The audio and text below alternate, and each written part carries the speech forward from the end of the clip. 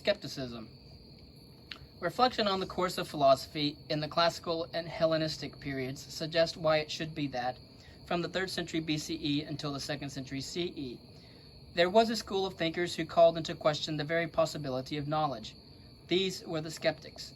The pre-Socratics had focused attention on the distinction between appearance and reality, concentrating on the incontrovertible fact that how the world seems is not a straightforward guide to how it is, and proposing different accounts of what the underlying real reality is, among them Parmenides' one, Heraclitus' flux, Democritus' atoms, Plato's forms.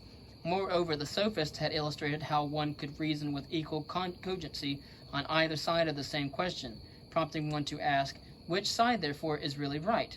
Socrates said that his turn from physics to ethics as a young man was prompted by the indecisive, indeed fruitless quest to know reality, a waste of energy when the far more important question of how one should live goes unanswered, and even here, as the Socratic aporia shows, answers are hard to find. In Plato, the question of what knowledge is and how we can acquire it is a recurrent theme, and one which in the end is not fully resolved. In the late dialogue Timaeus, Plato reaffirms his views set out in the Meno and the Republic, and elsewhere beforehand, that knowledge of the world around us can only ever be, at best, probabilistic. He had already acknowledged the problem of relativism in the Theaetetus, the idea that what is true for one person might be false for another, with no way of judging between them. Reflecting on all this might make someone wonder whether knowledge is possible at all, and whether inquiry will ever get us anywhere.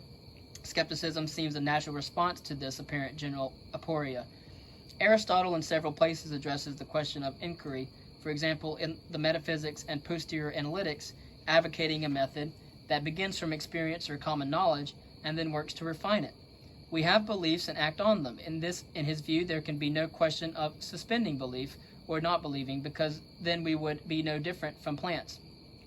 So the question is, how can we arrive at the best beliefs, and how can we rationally select the point at which explanations and justifications stop? In making these points and offering what can in effect be construed as rebuttals to skepticism, Aristotle shows that he was well aware of skepticism's intellectual temptations. Those temptations were, however, great, and they produced a skeptical reaction in two forms: the skepticism of the Academy and the even more uncompromising skepticism of the Phaeronian school. As this suggests, there are significant differences between these two skeptical schools, even though Sextus Empiricus, who in the 2nd century CE wrote the most comprehensive account of skepticism, regarded the differences as superficial. It was the 6th successor of Plato as head of the Academy, Arcesilaus, 1316 to 241 BCE, who turned it into a skeptical direction when he became its leader in 266 BCE. He left no writings, and his views have been inconsistently reported by later commentators, among them Cicero, Plutarch, and Sextus Empiricus, so it is difficult to attribute a precise set of doctrines to him. But in reaffirming the Socratic conception of philosophy as inquiry, which proceeds by way of dialectic, and accepting the aporetic, indecisive outcome of such inquiry, he argued that we must withhold belief, or suspend belief, not accepting either side of an argument, because there is no criterion of truth that can help us to choose between them. In denying that there is a criterion of truth, he was directly rejecting both the Stoic and the Epicurean commitments to the existence of such a thing.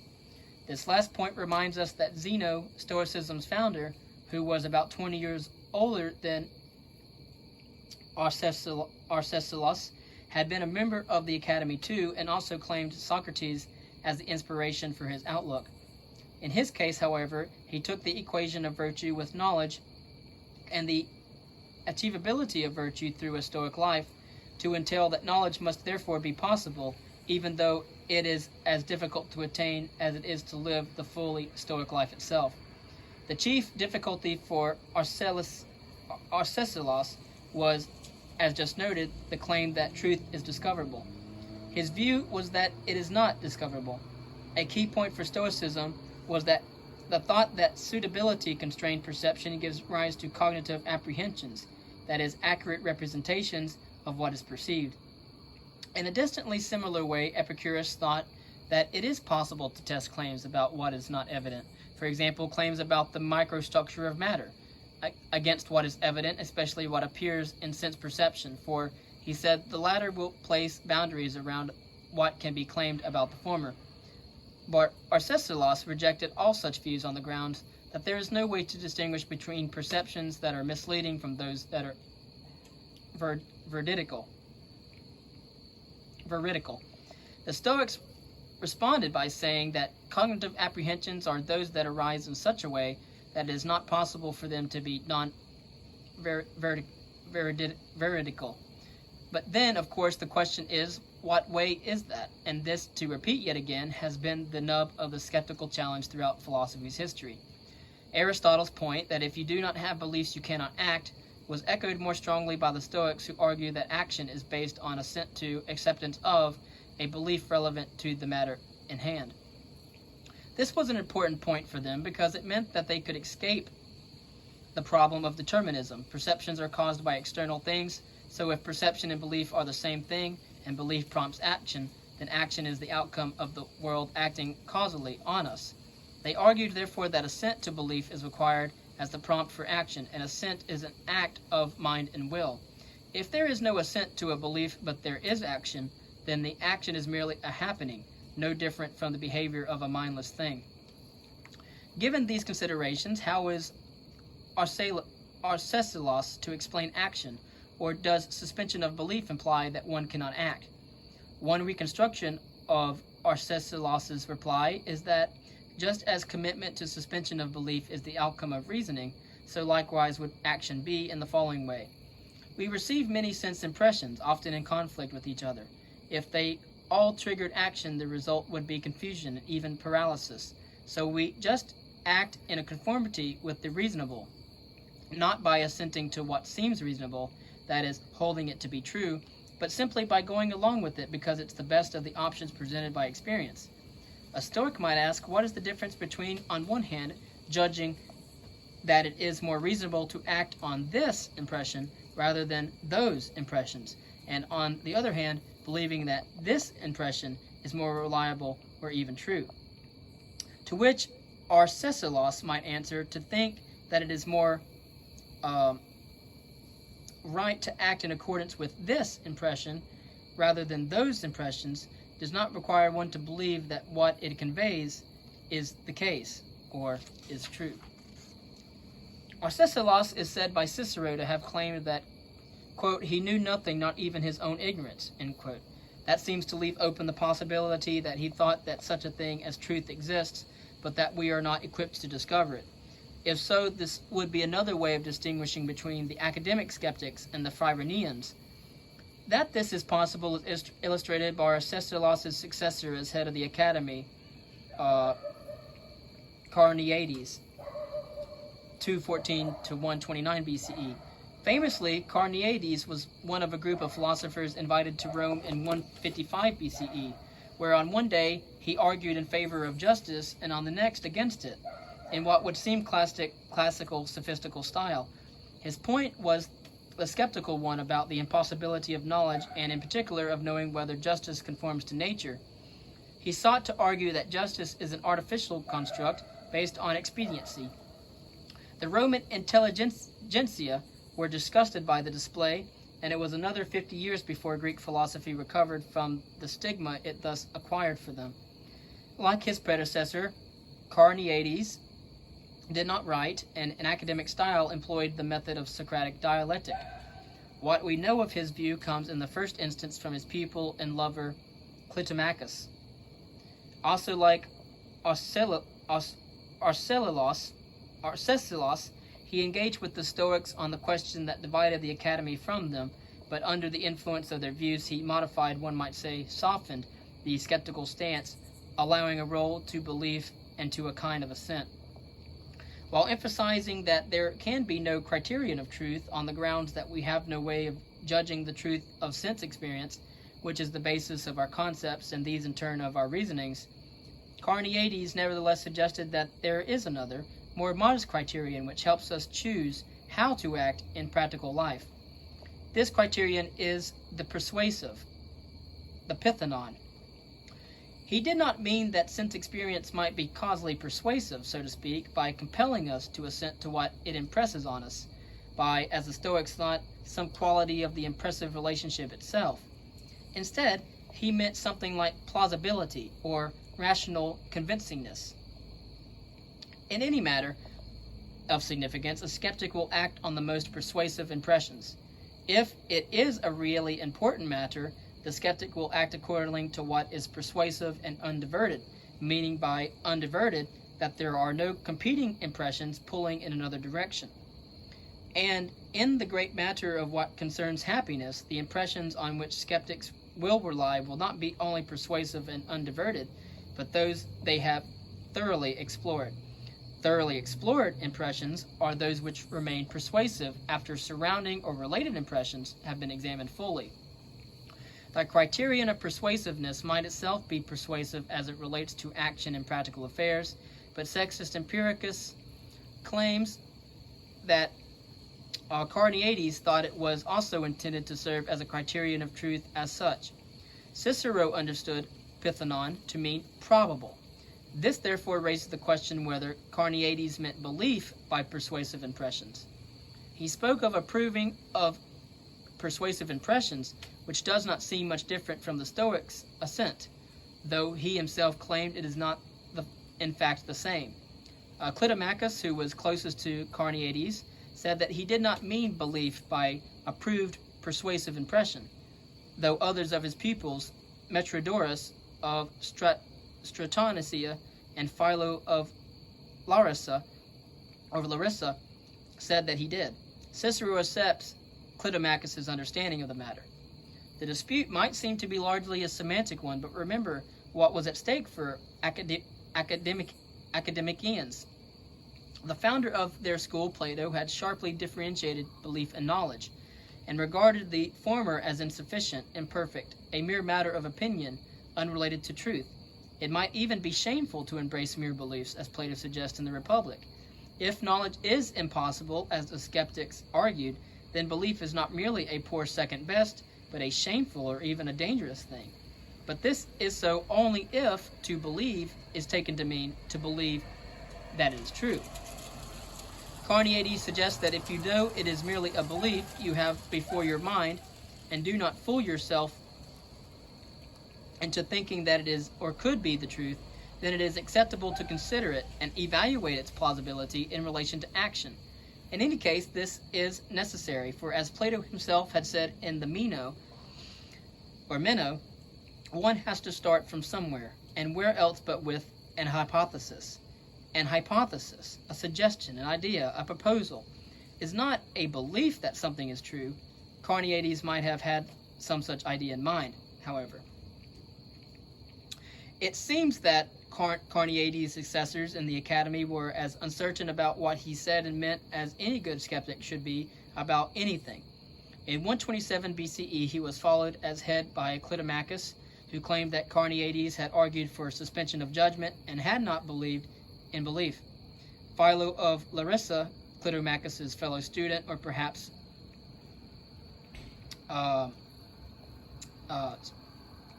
student himself, in 110 BCE, his successor as head of the Academy thought differently. He interpreted Carneades' notion of hypothetical belief as amounting to acceptance of tentative or defeasible belief. After Philo, the Academy had ceased to be skeptical. Some commentators saw it as returning under his leadership to a more orthodox Platonism, in which, though there cannot be knowledge of the world assessed by our senses, about which there can only be opinion since all is transitory and imperfect, nevertheless there can be knowledge of eternal truths. This stance is known as dogmatic, in a non-pejorative sense, to mean commitment to the view that truth is knowable and can be expressed. True to its traditions as a school of philosophy, the Academy, even in its skeptical phase, was concerned with the topics of knowledge, belief, truth, reason, inquiry, and action. The other skeptical movement, Pyrrhonism, was almost wholly concerned with one thing: attaining ataraxia, peace of mind, or tranquility. The man who gives Pyrrhonism its name, Pyrrho of Elis, was an unusual character, a standout figure like Diogenes the Cynic, though with a very different persona. He too wrote nothing. It would not at all have fitted his chosen demeanor to do so, and his views come to us through his adherent Timon of Philus. Or Timon of Philus, quoted by Diogenes Laertius, Aristocles, Eusebius, and others. Pyrrho, 360 to 270 BCE, was said to have begun life as a painter, but on reading Democritus, he decided to study philosophy, and went as a pupil to Stilpho, a teacher of the Megarian school. The Megarians took their ethics from Socrates and devoted much attention to logic, making significant contributions to its development. He traveled with the army of Alexander as far as India, where, so Diogenes Laertius tells us, he encountered the gymnosophists, the naked philosophers of that region, having already met with the Magi of Persia.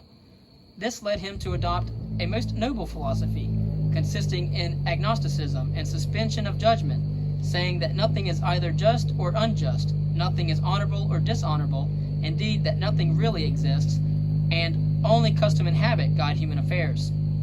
Compare this view to the widely held view in schools of Indian philosophy, that the world is an illusion, that reality is nothingness, that one's aim should be to escape existence. It is very plausible that Pyrrho should have acquired these views from the naked philosophers of India and lived accordingly. Neither our experience nor our beliefs or our doxai beliefs are true or false. There is no logical difference between them, and therefore they are undecidable. Accordingly, we have no views about anything, or we should have no views about anything, and should refuse to take sides on any matter. Diogenes Laertius tells us that Pyrrho lived in perfect accordance with this doctrine. He was supremely relaxed and calm. He was indifferent to events. He did not even try to get out of the way of oncoming traffic, and had constantly to be rescued by his friends from being knocked down. The combination of the assiduity of his friends and the relaxation of his attitude to life jointly explain the fact that he lived to the age of 90. He had ardent followers who sought to imitate his lifestyle, and no doubt many philosophers would be delighted if their own countries followed the example of his country, Elis, which honored him by freeing all philosophers from the obligation to pay tax. Boy, I know everybody would like that in today's society.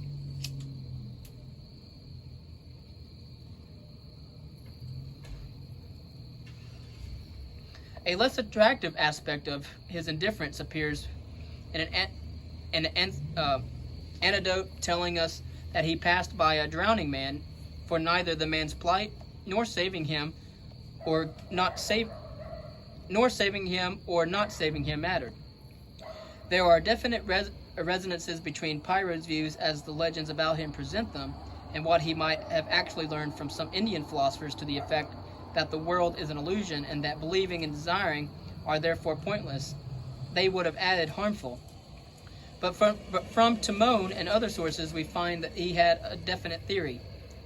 The points quoted earlier about the indistinguishability and undecidability of everything until an outcome, which is that understanding these points will result first in speechlessness, then in freedom from worry. But in themselves, these points constitute claims of a substantial kind. The idea that everything is indistinguishable is the idea that reality is in itself formless, unstable, and indeterminate. That is a metaphysical thesis. From it follows the epistemological thesis that mandates skepticism. Our inability ever to determine whether anything is true or false rests on the indeterminacy of reality.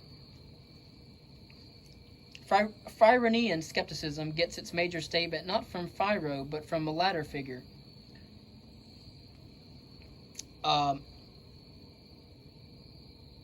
Nicodemus, a Cretan-born philosopher who lived in the 1st century BCE, his dates are uncertain, and who is said to have been a member of the Academy, but left it when Philo of Larissa rejected his skepticism. His book, Pyrrhonoi Logoi, Pyrrhonian Discourses, argues that neither sense experience nor thought provides a basis for knowledge, for arguments, or evidence in favor of one side of an argument can always be opposed by evidence and argument on the other side. He begins this look by charging the Academy with dogmatism and confidently asserting that some things are and denying that other things aren't, whereas Pyrrhonists are apeiretic and free of doctrine, which is why they are at peace, whether other philosophers wear themselves out uselessly and expend themselves in ceaseless torments. Suspending judgment is called epoche. A Nicodemus set out 10 modes or tropes which state the grounds for claiming that we must suspend judgment. They come down to saying that things appear differently to the same perceiver at different times or under different conditions or circumstances, and differently to different perceivers, so that no appearance can be regarded as definitively representing how anything really is. People differ from one another, and therefore they experience and judge differently. Our different sensory modalities, vision, hearing, touch, taste, and smell, and the complexity of the things we take ourselves to perceive, make it impossible to claim that we definitively know about anything. The variability in our moods, age, health, and sickness render our perceivings and judgings variable, which are the ones that contain the truth. These arguments variously exploit considerations about perceptual variabilities, relativities, and the conflict between how things appear and what we think about them. Sextus Empiricus reports the view of someone identified as Agrippa by Diogenes Laertius. Very little is known about him other than that he lived in the 1st century CE, who summarized the grounds for suspension of judgment in 5 tropes, which have come to be regarded as the most famous arguments of ancient skepticism. The first is that any subject of debate prompts conflicting views among both ordinary people and philosophers, making it impossible to accept or reject either side of the dispute. So we must suspend judgment. The second is that when one tries to justify a claim in an argument, one has to appeal to a prior claim. But this in turn must be justified, and so on in a regress that never ends. So we must suspend judgment. A third is that everything is relative. Things appear as they do only depending on the conditions or circumstances of their being perceived or judged. So we must suspend judgment. The fourth is that all attempts at judgment rest on assumptions, but alternative assumptions could be invoked, making it impossible to decide. So we must suspend judgment. And finally, we often, though enough, discover that in trying to confirm a judgment, we find ourselves already invoking considerations implicit in that judgment, and this is circular. So we must suspend judgment. One of the chief sources of information about ancient skepticism is, as the foregoing shows, the writings of Sextus Empiricus, 160 to 210 CE, in his Outlines of Pyrrhonism and Against the Mathematicians. His name tells us that he belongs to the empiric medical school he founded several centuries before his time, in the 3rd century BCE, by Serapion of Alexandria. The empiric school came to accept Pyrrhonism gladly because it gave them a philosophical foundation for their opposition to the dogmatic school that followed the tradition of Hippocrates. The dogmatics argue that it was necessary to understand the hidden causes of illnesses, whereas the empirics argued that the impenetrability of nature made it pointless to seek hidden causes, and instead a physician's focus should be on what is evident and observable, namely the symptoms. The empirics saw that different practitioners disagreed with each other, that different countries and medical traditions had different forms of treatment and understandings of disease, and that the only sure way to deal with a wound or an illness was to use tried and trusted techniques based on experience, or if a disease was new, to base one's effort to cure it on what one could see. Sextus Empiricus describes the skeptic as one who is committed to investigation, not as one who arrives at and advocates set doctrines. Accordingly, skeptics do not offer teachings, but stick to their inquiries. They conform to the appearance of things in the sense that they act on what they perceive. They accept traditions and customs and live accordingly. They obey the promptings of nature in the matter of hunger and thirst, and they acquire practical skills such as medicine, but they do not claim to know or strive to know, and they do not assert but merely report how things seem, like a chronicler or historian who simply records what happens. Latin translation of Sextus's writings were published in the mid-16th century CE and had a great influence on the rise of modern philosophy, not least on Montaigne, Descartes, Pascal, Hume, and other thinkers of the Enlightenment, and thence to more recent and contemporary philosophy, where philosophical skepticism continues to motivate efforts at constructing epistemological theories which either answer or embrace skeptical considerations. Thank you.